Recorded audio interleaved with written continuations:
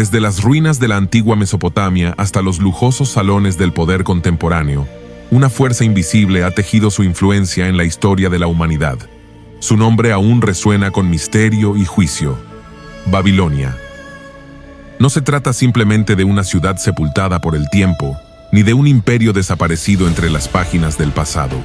Babilonia es un espíritu. Una presencia oscura que ha trascendido civilizaciones, religiones y eras. Un sistema que se disfraza de esplendor, autoridad y seducción, pero que en su interior está corrompido por el orgullo, la idolatría y el engaño espiritual. Este espíritu ha seducido reyes, infiltrado gobiernos, contaminado altares y manipulado culturas. No es una leyenda antigua, ni una figura simbólica sin impacto actual. Es una realidad espiritual activa, camuflada bajo el manto del progreso, la falsa libertad y una espiritualidad engañosa.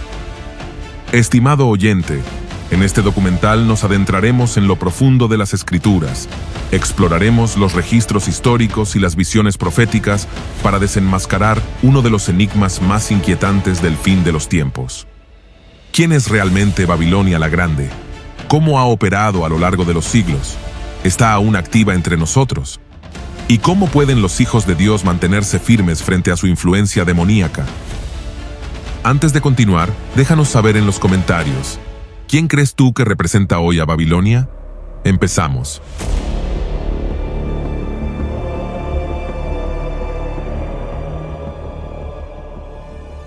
Satanás nunca ha cambiado su intención. Desde los albores del tiempo, su propósito ha sido uno solo: rebelarse contra el Altísimo y arrastrar con él a toda la humanidad hacia la corrupción, la idolatría y la independencia espiritual.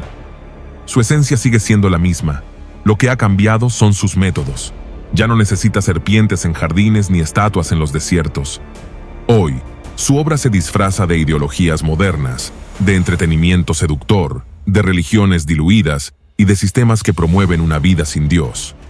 A lo largo de la historia, este enemigo invisible ha refinado sus estrategias, adaptándose a cada generación, a cada cultura, a cada nación, pero su meta permanece intacta: hacer que el hombre se aleje del Creador, se contamine y adore lo falso. Y es en el libro de Apocalipsis, capítulo 17, donde el apóstol Juan, exiliado en la isla de Patmos, recibe una visión estremecedora: una mujer de apariencia majestuosa, pero profundamente corrompida. Vestida con púrpura y escarlata, adornada con oro, piedras preciosas y perlas, pero en su mano una copa rebosante de abominaciones y de la inmundicia de su fornicación.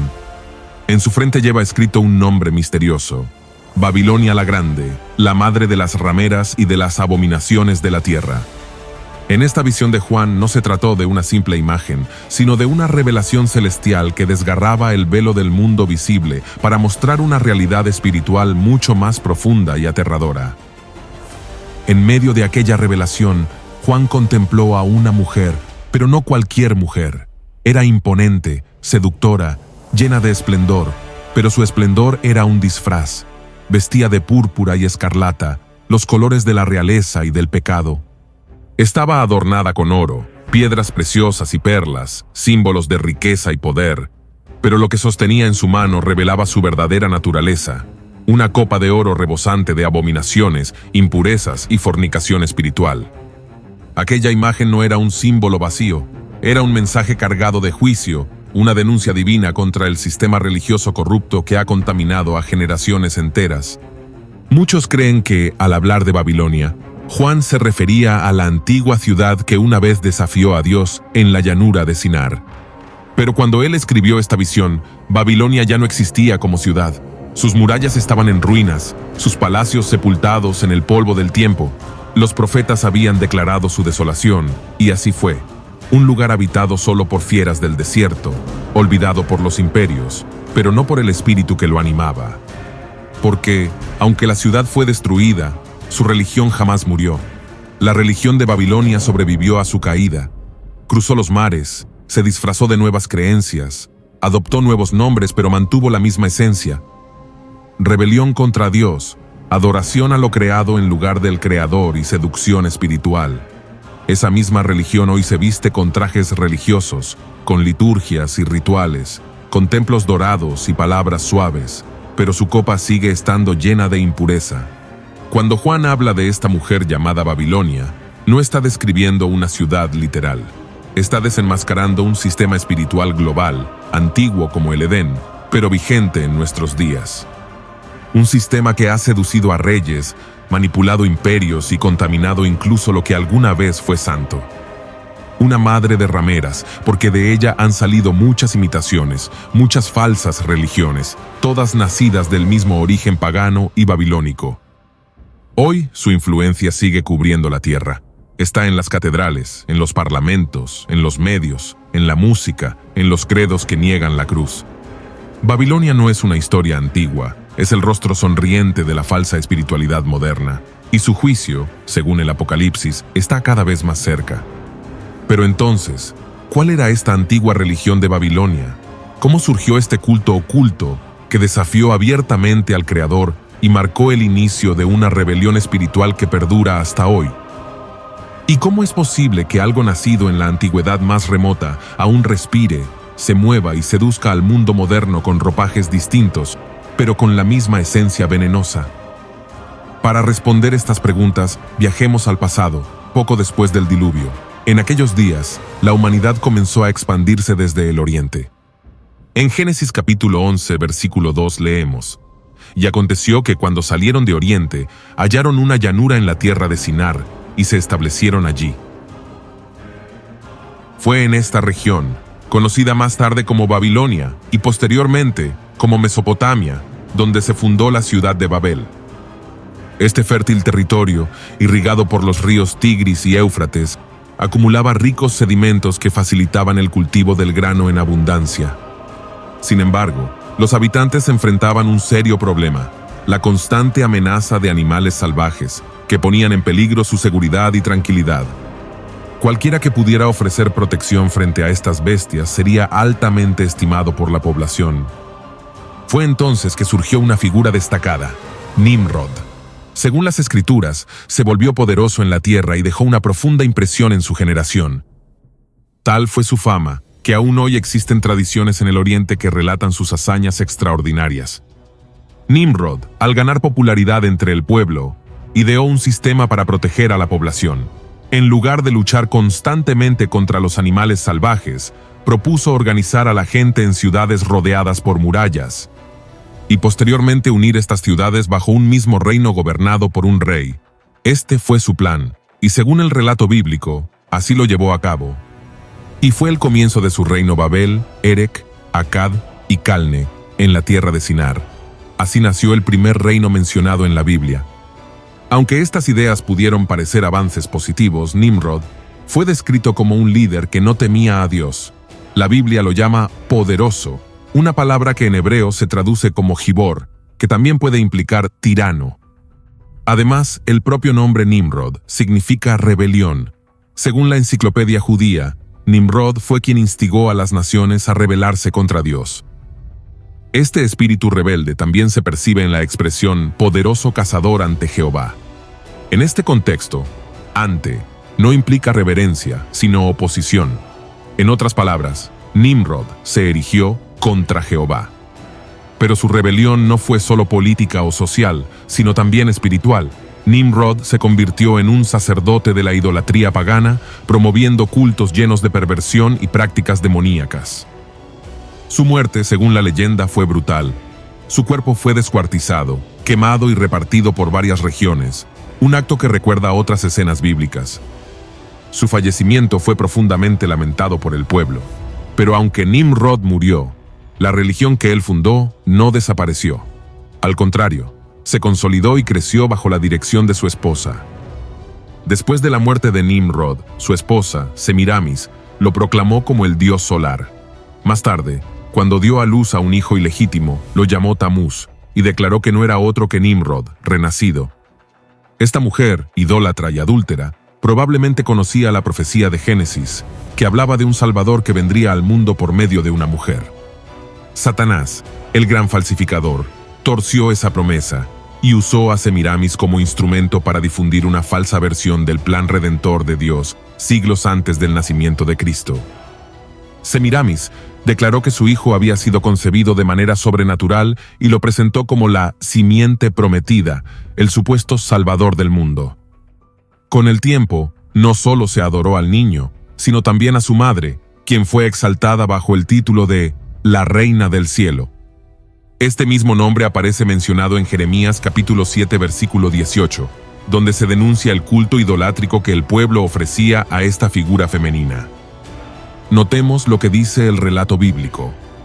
Los hijos recogen la leña, los padres encienden el fuego y las mujeres amasan la masa para hacer tortas a la Reina del Cielo y para hacer ofrendas a dioses ajenos, para provocarme a ira. Así, Semiramis, Tamuz y Nimrod se convirtieron en los pilares de una religión falsa que imitaba el verdadero plan divino, y su sistema corrupto se expandió por todo el mundo. La idolatría babilónica se transmitía a través de símbolos y rituales secretos, por eso se le conocía como una religión de misterio. Por ejemplo, el becerro de oro era un símbolo de Tamuz, hijo del dios solar. Nimrod, considerado como Baal o el dios del sol, era representado por fuego, columnas, árboles, animales y otros elementos naturales. En su honor se encendían fuegos rituales y candelabros como expresión de adoración. Siglos más tarde, el apóstol Pablo, en Romanos capítulo 1, versículos 21 al 26, describió perfectamente este proceso de corrupción espiritual. Pues habiendo conocido a Dios, no le glorificaron como a Dios, ni le dieron gracias, sino que se envanecieron en sus razonamientos, y su necio corazón fue entenebrecido. Profesando ser sabios, se hicieron necios, y cambiaron la gloria del Dios incorruptible en semejanza de imagen de hombre corruptible, de aves, de cuadrúpedos y de reptiles. Cambiaron la verdad de Dios por la mentira, honrando y dando culto a las criaturas antes que al Creador, el cual es bendito por los siglos. Amén. Este sistema de idolatría no quedó confinado en Babilonia. Cuando Dios dispersó a las naciones tras la confusión de lenguas en Babel, los pueblos que se esparcieron por la tierra llevaron consigo la idolatría babilónica y sus símbolos misteriosos. Por eso, aún hoy, podemos ver rastros de esta religión en casi todas las religiones falsas del mundo. Como afirman las Escrituras en Jeremías capítulo 51, versículo 7, las naciones bebieron del vino de Babilonia y se enloquecieron. Además del testimonio bíblico que identifica a Babilonia como la madre y cuna de las religiones paganas, también contamos con el respaldo de reconocidos historiadores de la antigüedad. Uno de ellos es Heródoto, famoso viajero e historiador griego, quien fue testigo de los rituales de las religiones de misterio en diversos países y señaló que Babilonia era el punto de origen de donde surgieron los sistemas idolátricos del mundo. El erudito Bunsen afirmó que el sistema religioso del antiguo Egipto fue heredado de Asia, específicamente del imperio primitivo de Babel. Por su parte, Layard, en su obra Nínive y sus ruinas, sostiene que tanto la historia secular como la historia sagrada coinciden en afirmar que la idolatría tuvo su origen en la región de Babilonia, el lugar donde se gestó uno de los sistemas religiosos más antiguos de la humanidad. Uno de los ejemplos más claros de cómo el paganismo babilónico ha perdurado hasta nuestros días se encuentra en la forma en que la Iglesia romana instauró el culto a María, sustituyendo así el antiguo culto a la diosa madre de Babilonia. Como mencionamos anteriormente, tras la muerte de Nimrod, su esposa, quien había sido infiel, dio a luz a un hijo que aseguró había sido concebido sobrenaturalmente. Declaró que este niño era un dios, el mismo Nimrod resucitado, y que tanto ella como su hijo eran seres divinos. Este relato fue ampliamente conocido en la antigua Babilonia y dio origen a un sistema religioso establecido, el culto a la madre y al hijo. Muchas inscripciones y monumentos de esa época muestran a la diosa madre Semiramis con su hijo Tamuz en brazos. Cuando los babilonios fueron dispersados por el mundo, llevaron consigo esta forma de adoración, lo cual explica por qué en muchas culturas antiguas encontramos la figura de una madre divina con su hijo, siglos antes del nacimiento del verdadero Salvador, Jesucristo. Aunque los nombres variaban debido a las diferencias de lengua, el relato básico era el mismo. En China, por ejemplo, se adoraba a la Xingmu o Santa Madre, representada con un niño en brazos y un halo de luz sobre su cabeza. Los germanos rendían culto a la Virgen Gerta, los escandinavos a Disa, los etruscos a Nutria, y en la India se veneraba a Indrani, todas con el niño en brazos. Incluso los druidas adoraban a la Virgo Paritura, considerada la Madre de Dios.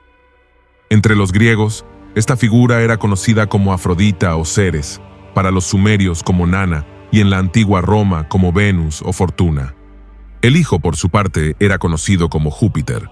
En la India también se veneraba a Devaki y su hijo Krishna, representados de forma similar. En Asia Menor, la Madre Divina era llamada Cibeles y su hijo, Deoyus. Como observó un historiador, no importaba el nombre o el lugar, siempre era la esposa de Baal, la reina virgen del cielo, quien daba fruto sin haber concebido. Incluso el pueblo de Israel cayó en esta idolatría, como lo narra Jueces capítulo 2, versículo 13. Y dejaron a Jehová y adoraron a Baal y a Astarot. Astarot era el nombre bajo el cual esta diosa era conocida entre los israelitas, también llamada Reina del Cielo, como se menciona en Jeremías capítulo 44, versículos 17 al 19. A pesar de las advertencias del profeta Jeremías, el pueblo persistió en su idolatría, lo que les trajo juicio divino. En Éfeso, esta figura materna era conocida como Diana, y el templo dedicado a ella fue una de las 7 maravillas del mundo antiguo. Su culto no se limitaba a Éfeso, sino que se extendía por toda Asia y más allá, tal como menciona el libro de los Hechos, capítulo 19, versículo 27. Y no solamente hay peligro de que este nuestro negocio venga a desacreditarse, sino también que el templo de la gran diosa Diana sea estimado en nada, y comience a ser destruida la majestad de aquella a quien venera toda Asia y el mundo entero. Incluso se han encontrado monumentos antiguos en Europa, como uno hallado en Oxford en 1747, que muestra a una mujer amamantando a un niño, evidenciando que esta forma de culto a la madre y el hijo era común desde China hasta Gran Bretaña, y también en civilizaciones precolombinas como la mexicana. Este sistema de adoración se fue expandiendo, adoptando distintos nombres y formas, hasta establecerse firmemente en Roma y todo su imperio.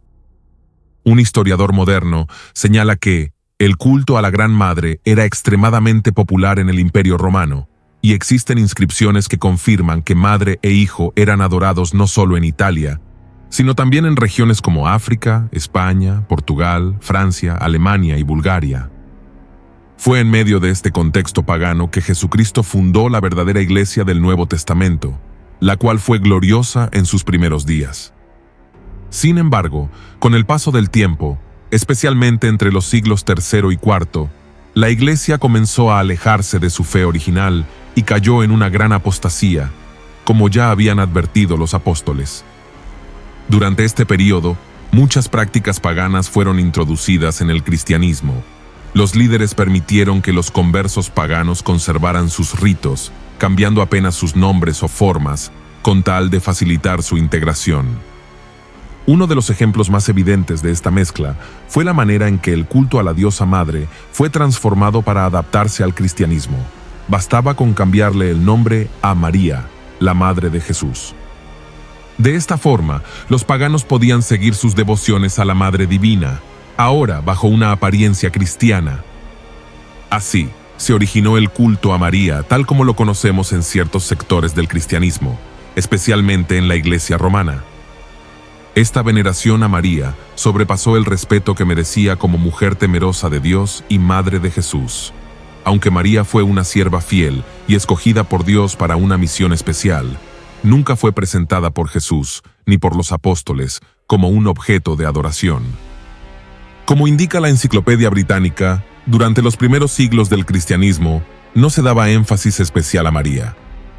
Fue a partir del siglo IV, bajo el mandato de Constantino, que comenzó a desarrollarse una veneración idolátrica hacia ella, lo cual fue criticado incluso por líderes eclesiásticos como Epifanio, quien denunció a grupos en Tiro, Arabia y otros lugares por rendir culto a María como si fuera una diosa y ofrecerle sacrificios en sus capillas. El teólogo John Gill también advirtió que la figura de María, tal como fue representada en siglos posteriores, fue modelada siguiendo patrones preexistentes del culto a la Madre Divina en las antiguas religiones. Roma, el coloso del mundo antiguo, fue la síntesis de todas estas culturas. Su estructura política, su calendario religioso, sus jerarquías sacerdotales y sus festividades reflejaban una continuidad directa con Babilonia. El emperador romano era adorado como un dios. Los títulos como Pontifex Maximus eran herencia directa de los sacerdotes babilónicos. Cuando el cristianismo fue legalizado por Constantino con el Edicto de Milán en el año 313 después de Cristo, se abrió una nueva etapa para la Iglesia, pero también una puerta peligrosa al sincretismo. El Concilio de Nicea, en el año 325, marcó un punto de inflexión. La Iglesia comenzó a institucionalizarse bajo el molde del Imperio Romano. El historiador Eusebio de Cesarea relata que Constantino, aunque adoptó el cristianismo, mantuvo muchos de sus títulos paganos, incluyendo el de Pontifex Maximus. Esto demuestra que no hubo una ruptura total con el sistema religioso romano, sino una fusión. La erudita Lorraine Boetner señaló que la Iglesia institucionalizada, en lugar de purgarse de los elementos paganos, los adaptó bajo formas cristianizadas. La veneración de mártires degeneró en culto a los santos. Las procesiones paganas fueron convertidas en peregrinaciones. Las vírgenes consagradas a diosas como Vesta ahora lo eran a María. Todo el sistema religioso fue remodelado, pero conservando su esencia idolátrica. John Henry Newman escribió en su obra sobre el desarrollo de la doctrina cristiana que el cristianismo, en su proceso de expansión, adoptó muchas de las formas y títulos del paganismo. Los templos dedicados a los dioses fueron transformados en iglesias, las festividades paganas recibieron nuevos nombres cristianos y elementos como el incienso. Las vestiduras sacerdotales, el agua bendita, los candelabros y las imágenes fueron incorporados y consagrados dentro de la nueva fe. Esta transformación llevó a una nueva era, la del sincretismo religioso. Lo sagrado se mezcló con lo profano, lo verdadero con lo falso. La Iglesia, al buscar aceptación política y cultural, abandonó su pureza apostólica. El misionero e historiador Samuel Zwemer resumió esta situación diciendo: la Iglesia no destruyó el paganismo, sino que lo bautizó. Esta afirmación describe con precisión lo que ocurrió. Templos renombrados, dioses con nuevos nombres, festividades rediseñadas.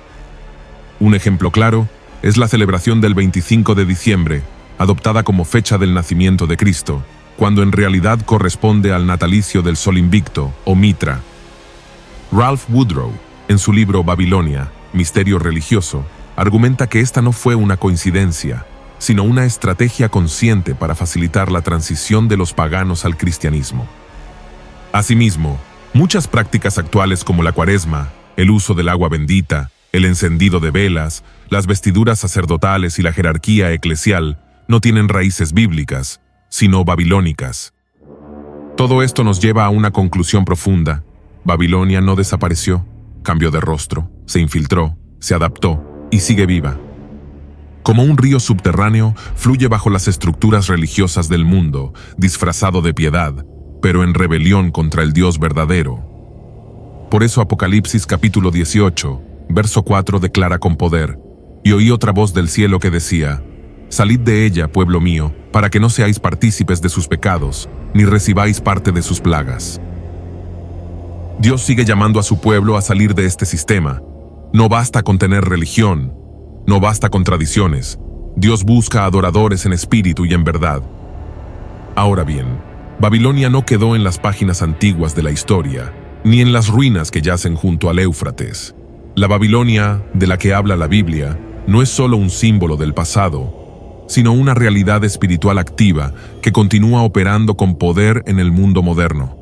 Su esencia no es la de una ciudad antigua, sino la de un sistema espiritual, político, económico y religioso que se opone frontalmente a Dios y que se ha refinado, extendido y fortalecido a través de los siglos. En Apocalipsis capítulo 17, verso 5, se nos revela la verdadera identidad de esta figura profética cuando dice: y en su frente un nombre escrito, un misterio, Babilonia la Grande, la madre de las rameras y de las abominaciones de la tierra. Este nombre no es literal, es espiritual, es un misterio revelado. Nos habla de una matriz, una raíz espiritual que ha dado origen a todas las falsas religiones, a todos los sistemas humanos que niegan la soberanía de Dios, a todas las alianzas perversas entre poder humano y falsa adoración. La Babilonia moderna se manifiesta hoy con fuerza en el campo político. La Escritura declara que esta mujer ha fornicado con los reyes de la tierra. Notemos lo que dice Apocalipsis, capítulo 17, versículo 2. Con la cual han fornicado los reyes de la tierra, y los moradores de la tierra se han embriagado con el vino de su fornicación. Este lenguaje de fornicación es simbólico de alianzas espirituales ilícitas entre el poder religioso corrupto y el poder civil. Hoy vemos claramente cómo los gobiernos de muchas naciones están completamente sometidos a principios contrarios a la palabra de Dios. La legislación moderna legaliza lo que Dios condena y prohíbe lo que Dios ordena. Se aprueba el aborto como un derecho humano. Se impone la ideología de género desde las aulas de los niños. Se redefine la familia natural. Se sanciona la libertad de expresión si se cita la Biblia en contra del pecado. Y se establece una nueva moral pública basada en el consenso humano y no en la revelación divina. Isaías advirtió este fenómeno cuando profetizó en el capítulo 5, verso 20. Ay de los que a lo malo dicen bueno, y a lo bueno malo, que hacen de la luz tinieblas, y de las tinieblas luz, que ponen lo amargo por dulce, y lo dulce por amargo. Esta inversión moral no es solo humana, es espiritual. Es el fruto del sistema babilónico infiltrado en los gobiernos. Además, los líderes mundiales están sellando pactos con estructuras internacionales que son abiertamente anticristianas. Se entregan a los lineamientos de la Agenda 2030 de las Naciones Unidas, que promueve una gobernanza global donde la fe bíblica es marginada. Se alinean con el Foro Económico Mundial, que propone un gran reinicio de la economía, la sociedad y la cultura, basado en el control digital, la reducción poblacional y la redefinición de la libertad individual. Todo esto es parte del diseño espiritual babilónico, un sistema donde Dios no tiene lugar, donde el hombre es exaltado como legislador moral y donde la verdad revelada es suprimida por el consenso colectivo. El Dr. John Walvoord describió: Babilonia representa el sistema mundial demoníaco del fin de los tiempos, una estructura política, religiosa y económica bajo control satánico. Y eso es lo que estamos viendo ante nuestros ojos. Pero Babilonia no solo corrompe gobiernos, también corrompe religiones. Su manifestación más sofisticada en el ámbito espiritual es el ecumenismo moderno. En Apocalipsis capítulo 17, verso 4 se nos describe: Y la mujer estaba vestida de púrpura y escarlata, y adornada de oro, de piedras preciosas y de perlas, y tenía en la mano un cáliz de oro lleno de abominaciones y de la inmundicia de su fornicación. Esta apariencia de santidad, de riqueza, de religiosidad refinada, esconde una realidad espiritual impura. El ecumenismo actual no es un esfuerzo por volver al evangelio verdadero, sino un pacto entre credos opuestos para lograr una unidad sin doctrina, una espiritualidad sin verdad, una adoración sin santidad. Se predica la fraternidad universal entre cristianos, musulmanes, judíos, hindúes, budistas y otras religiones, bajo el lema de la tolerancia y la paz. Pero ese mensaje excluye a Jesucristo como único Señor y Salvador. Jesús dijo con claridad: Yo soy el camino, y la verdad, y la vida. Nadie viene al Padre sino por mí. Y esa afirmación es inaceptable para el ecumenismo. Por eso, para lograr la unidad, las iglesias que se suman a este movimiento deben renunciar a la exclusividad de Cristo, dejar de hablar del pecado, no predicar el arrepentimiento y sustituir el evangelio por una filosofía de amor genérico, justicia social y espiritualidad sin cruz.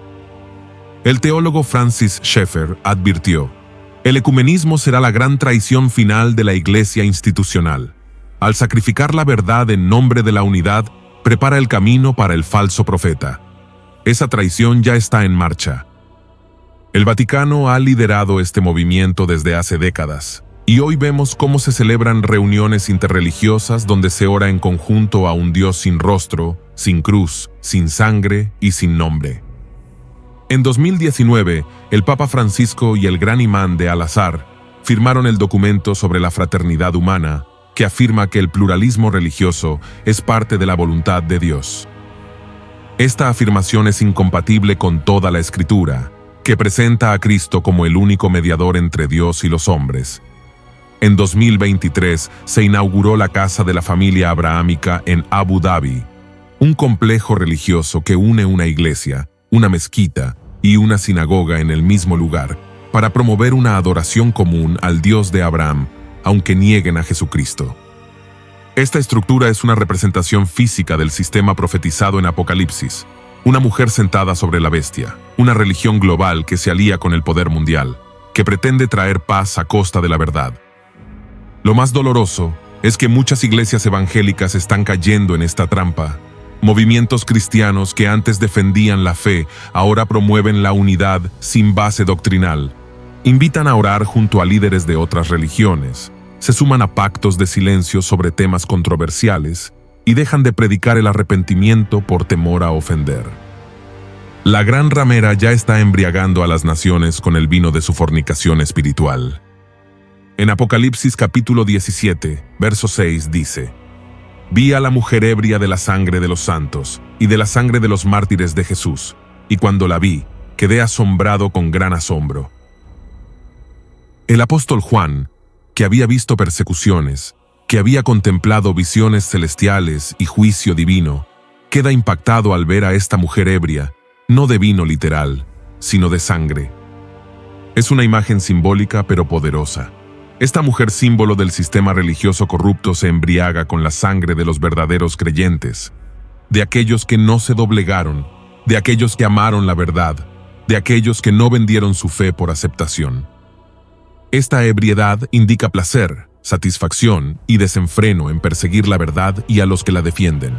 No es una persecución impulsiva, sino una persecución planificada, deseada, celebrada.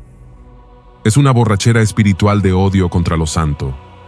La gran ramera, que se presenta como madre de religiones, como promotora de unidad y paz, como aliada del progreso y la justicia, termina mostrando su verdadero rostro. Es una estructura falsa, profundamente intolerante hacia la verdad. Esta religión falsa, aparentemente tolerante, terminará siendo persecutora del verdadero pueblo de Dios. Y no será una persecución desde el ateísmo o el paganismo abierto, sino desde una espiritualidad corrompida, desde un cristianismo apóstata, desde una fe sin evangelio, que se une con los poderes del mundo para callar a los profetas, encarcelar a los predicadores fieles, silenciar la palabra y destruir a los que no se rinden a su sistema. Hoy ya se ve este espíritu en acción. Quien predica que Cristo es el único camino es tachado de fanático. Quien afirma que el pecado es acusado de odio. Quien llama al arrepentimiento es señalado como intolerante, y cada vez más leyes están siendo elaboradas para proteger la mentira y castigar la verdad. Esta es la obra de la gran ramera: seducir primero, dominar después y finalmente derramar sangre, como lo ha hecho a lo largo de los siglos. Cuando el sistema religioso institucional persiguió, condenó y ejecutó a miles de mártires que no se sometieron a su dominio. Esa historia no ha terminado. Volverá con mayor intensidad en los días finales. Ahora bien, el mundo en que vivimos no se está alejando de Dios de manera caótica o casual, sino que todo está siendo cuidadosamente dirigido hacia un solo destino profético: la manifestación del hombre de pecado. Todo lo que vemos en la política, en la economía, en los medios, en la religión global y en la cultura mundial no es aislado ni accidental. Todo está siendo preparado, estructurado y alineado para que, en el tiempo determinado, se manifieste el anticristo, el falso Mesías, el gran engañador. La Biblia es clara al respecto. El apóstol Pablo, en 2 de Tesalonicenses, capítulo 2, versículos 7 y 8, escribió: «Porque ya está en acción el misterio de la iniquidad, solo que hay quien al presente lo detiene, hasta que él a su vez sea quitado de en medio, y entonces se manifestará aquel inicuo, a quien el Señor matará con el espíritu de su boca, y destruirá con el resplandor de su venida». Este pasaje enseña que el misterio de la iniquidad, es decir, una corriente espiritual rebelde y organizada, ya está activo, pero algo lo detiene. La mayoría de los teólogos bíblicos concuerdan en que ese que lo detiene es el Espíritu Santo obrando a través de la Iglesia. Por eso, después del arrebatamiento, cuando la Iglesia fiel sea quitada de en medio, se abrirá el escenario para que el anticristo aparezca sin oposición. Y entonces Babilonia, el sistema religioso global falso, será la plataforma espiritual que él usará para legitimar su poder. El teólogo John Walvoord, uno de los más respetados estudiosos de la escatología, dijo lo siguiente: el sistema religioso de Babilonia será un vehículo útil para el anticristo. Él permitirá su existencia al principio de su dominio, porque le ayudará a unificar a las naciones bajo un mismo lenguaje espiritual, pero después la destruirá sin piedad.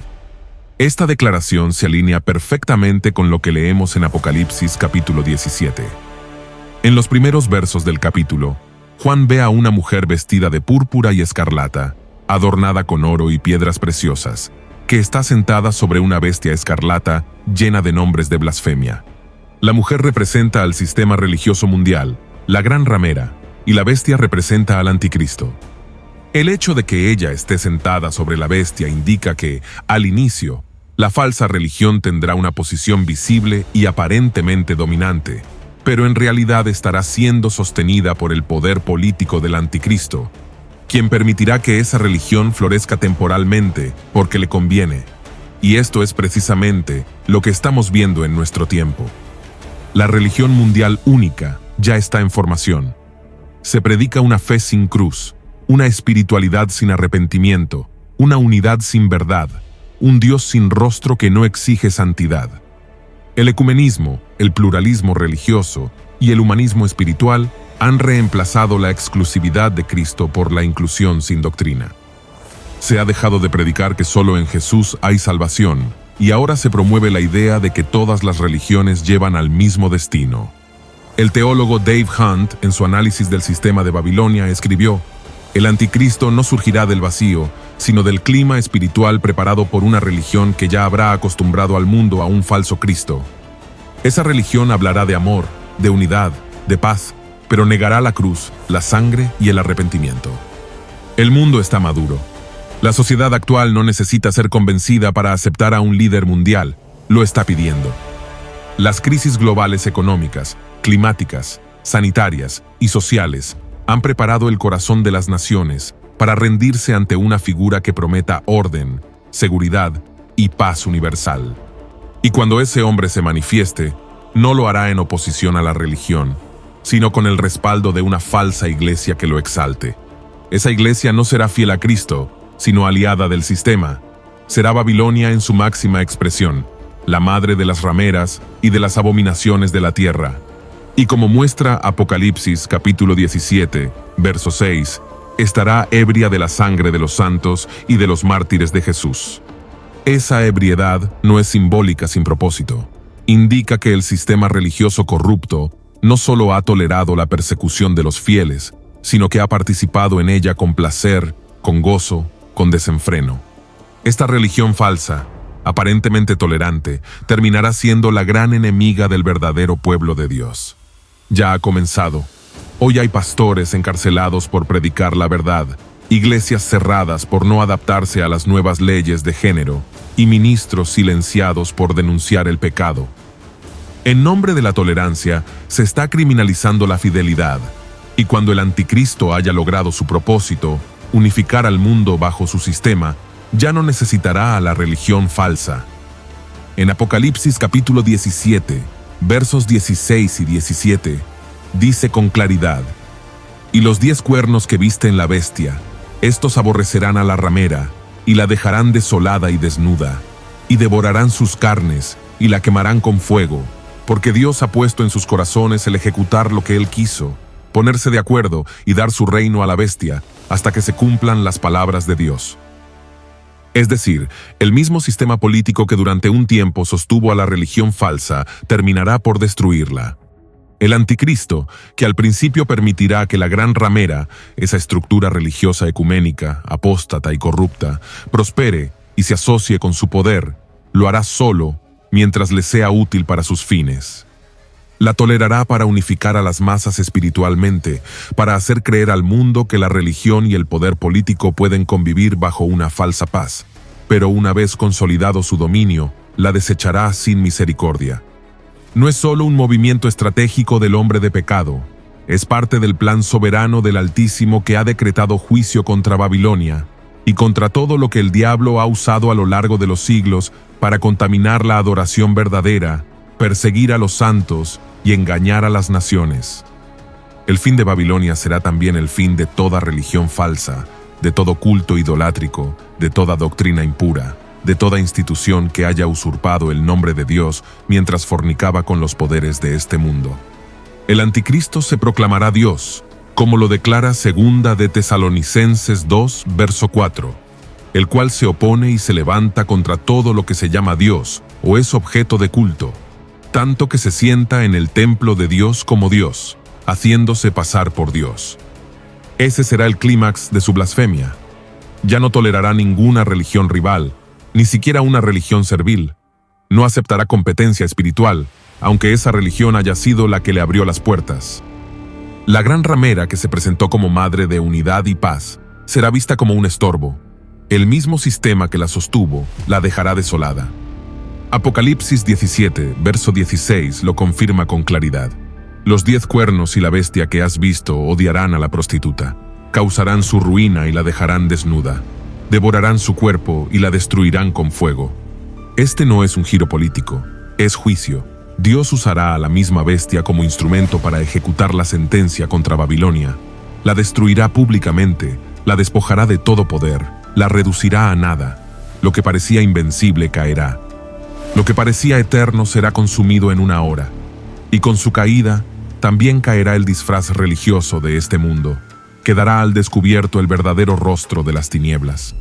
Y así, el sistema que hoy se está levantando con su falsa espiritualidad global, con su lenguaje inclusivo, con sus altares sin cruz, con sus templos sin arrepentimiento, con su evangelio sin verdad será destruido con violencia, sin advertencia, y su caída marcará el principio del fin de todo poder humano sin Dios. Su caída será el acto final que abrirá paso al reino eterno de Jesucristo.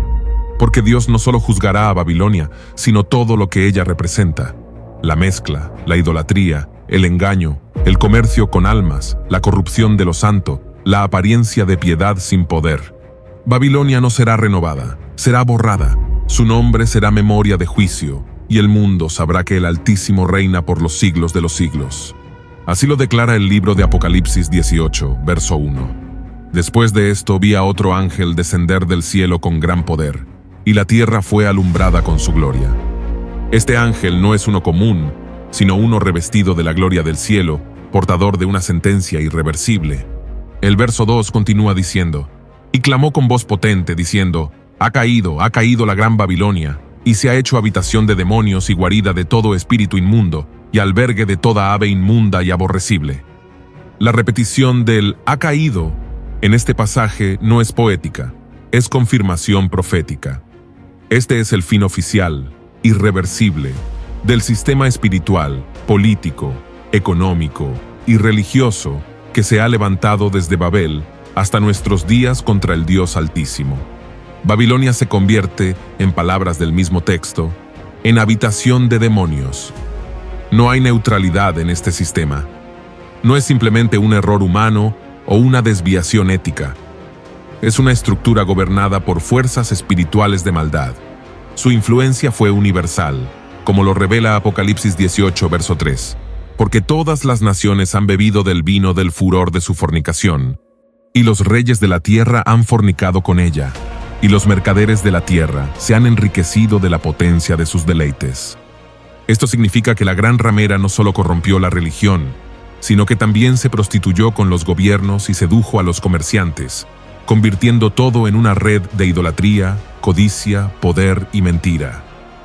Esta es la culminación de lo que comenzó en Génesis capítulo 11, cuando el hombre intentó levantar su propio reino sin Dios, y ahora llega a su clímax profético y es derribado.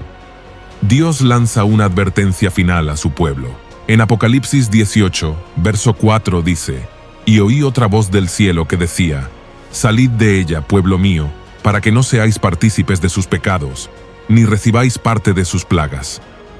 Este llamado es urgente, es una separación espiritual y definitiva. No se puede participar de Babilonia y estar al mismo tiempo con el Cordero. La santidad exige separación, el juicio será inminente. No es solo una caída simbólica, sino una retribución concreta, como declara el verso 6. Dadle a ella como ella os ha dado, y pagadle doble según sus obras. En el cáliz en que ella preparó bebida, preparadle a ella el doble. Esta no es venganza humana, sino justicia divina. Babilonia se embriagó con la sangre de los santos, y ahora beberá doble del juicio de Dios. El verso 8 añade, por lo cual en un solo día vendrán sus plagas, muerte, llanto y hambre, y será quemada con fuego, porque poderoso es Dios el Señor, que la juzga. En un solo día. No será un proceso lento, será una destrucción fulminante. El verso 10 lo reafirma. Ay, ay de la gran ciudad de Babilonia, la ciudad fuerte, porque en una hora vino tu juicio. Una hora bastará para que todo el sistema que tardó siglos en construirse sea reducido a cenizas. Los mercaderes, los grandes empresarios, los líderes del comercio internacional, los que amaban las riquezas de Babilonia, se lamentarán. Notemos lo que dice el versículo 11. Y los mercaderes de la tierra lloran y hacen lamentación sobre ella, porque ninguno compra más sus mercaderías. Luego, en el verso 13 se nos dice que incluso comerciaban con cuerpos y almas de hombres. Este sistema no solo negocia productos, negocia personas, explota vidas, convierte almas en moneda. Babilonia no solo es culpable de idolatría, sino de esclavitud espiritual. Por eso será juzgada sin misericordia. En los versos 17 y 18 está escrito, porque en una hora han sido consumidas tantas riquezas, y todo piloto, y todos los que viajan en naves, y marineros, y todos los que trabajan en el mar, se pararon lejos. Y viendo el humo de su incendio, dieron voces, diciendo, ¿qué ciudad era semejante a esta gran ciudad? Esta será la caída de la economía global impía. El juicio será no solo espiritual, sino financiero. Todo el comercio basado en corrupción, explotación, mentira y control será destruido. Y luego viene la sentencia profética más fuerte. Apocalipsis 18, verso 21 dice, y un ángel poderoso tomó una piedra, como una gran piedra de molino, y la arrojó en el mar, diciendo, con el mismo ímpetu será derribada Babilonia, la gran ciudad, y nunca más será hallada. Su caída no será temporal, no se recuperará. No habrá reconstrucción, nunca más será hallada. Su nombre será sepultado bajo el juicio eterno de Dios. ¿Y por qué este juicio tan severo? El verso 24 lo explica. Y en ella se halló la sangre de los profetas y de los santos, y de todos los que han sido muertos en la tierra. Babilonia persiguió, mató, silenció y oprimió a los que defendieron la verdad. Su historia está escrita con sangre, es la gran enemiga del pueblo de Dios. El teólogo Charles Ryrie comentó sobre este pasaje. La destrucción de Babilonia será el acto final del juicio de Dios sobre el sistema humano rebelde. Todo lo que el hombre ha edificado sin Dios será derribado para dar paso al reino de Cristo. Y efectivamente, después de su caída, Apocalipsis capítulo 19, versículos 1 y 2 declara el canto celestial. Después de esto oí una gran voz de gran multitud en el cielo que decía, Aleluya. Salvación y honra y gloria y poder son del Señor Dios nuestro, porque sus juicios son verdaderos y justos, pues ha juzgado a la gran ramera que ha corrompido a la tierra con su fornicación, y ha vengado la sangre de sus siervos de la mano de ella. El cielo se alegra, porque cuando Babilonia cae, cae todo el poder de las tinieblas. Su destrucción marca el fin de esta era. El final de Babilonia será el final del mundo sin Dios. Será la caída del orgullo humano, del comercio corrompido, de la falsa religión, de la política sin justicia y de la cultura sin santidad. Su caída será el amanecer del reino glorioso de Cristo. Entonces el Cordero tomará su lugar legítimo, y la nueva Jerusalén reemplazará para siempre a Babilonia. Así llegamos al final de este video. Esperamos sinceramente que haya sido de ayuda, claridad y reflexión para tu vida, especialmente en estos tiempos tan decisivos. Si Dios lo permite, nos encontraremos nuevamente en el próximo video. Bendiciones para todos.